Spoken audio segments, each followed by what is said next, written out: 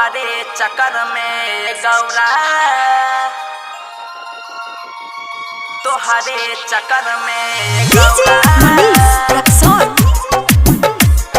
चिलम फूल कइनी पर बहत बा,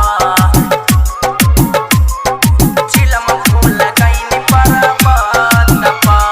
music by Riya studio Khagaria. फूल कइनी पर बहत बा, तोहरे चक्कर में गौरा चिलम भूल गइनी पर बहत बा, चिलम भूल गइनी पर बहत बा।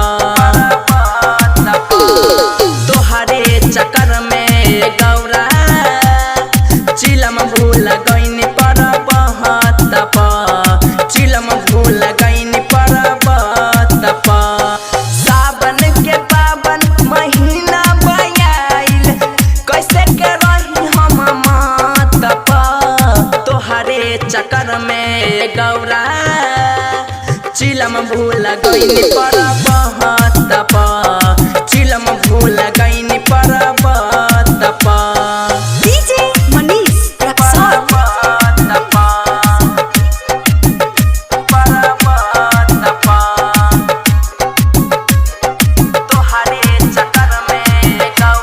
Music by Riya studio Khagaria.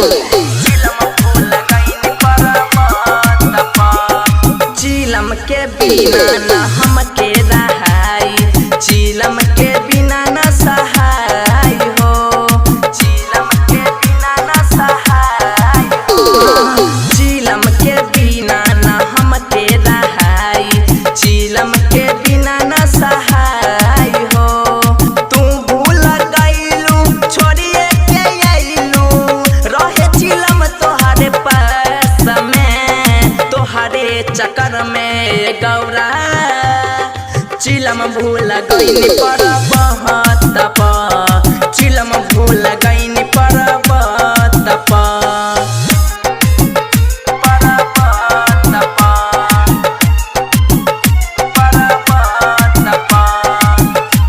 Music by Riya studio Khagaria.